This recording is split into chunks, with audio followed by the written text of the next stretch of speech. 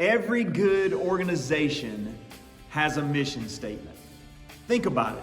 It doesn't matter if it's a small business on Main Street, USA, or a major corporation in a major city, a city government office, or the POTUS cabinet in Washington, D.C. Little League Baseball in your hometown, or Major League Baseball.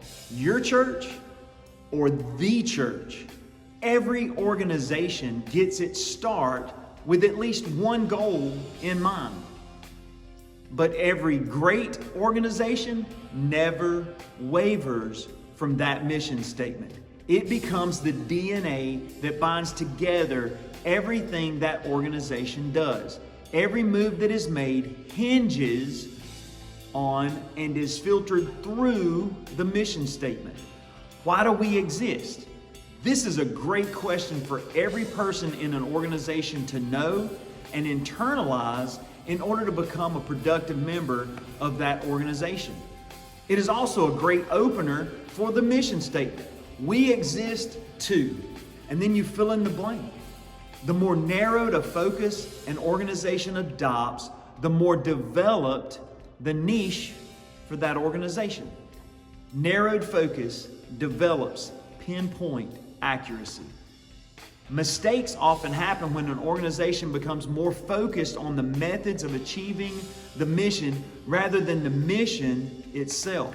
When the mission takes a back seat to the methods, the organization will begin to falter.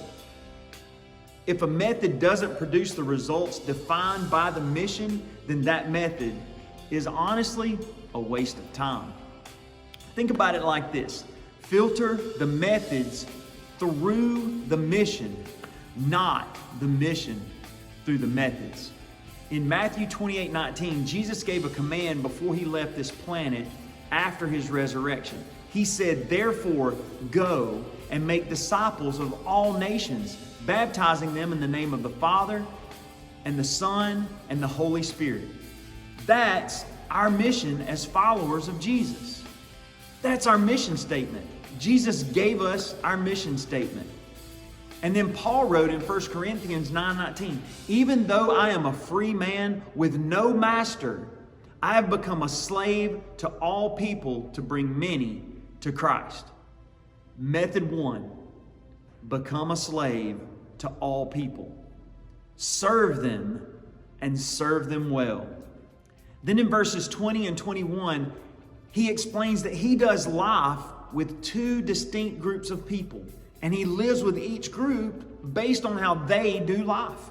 He became like each group to win some of them to Jesus. Then he makes this statement, "But I do not ignore the law of God. I obey the law of Christ." He may have lived under their ways, but he did not ignore the law of Christ. He takes this statement and points us back to the mission in the middle of the methods used to reach the world around him. Method 2, do life with all people. Be in the world, but not of the world. In verses 22 and 23, he sums it all up. He says this, "When I am with those who are weak, I share their weaknesses, for I want to bring the weak to Christ. Yes, I try to find common ground with everyone, doing everything I can to save some. I do everything to spread the good news and share in its blessings." So method 3, find common ground. Share their load. These three methods, when filtered through the mission that Jesus gave all of his followers, are a great way to reach the world around us. But always remember, keep the mission over the methods, and let the least be first and us be second.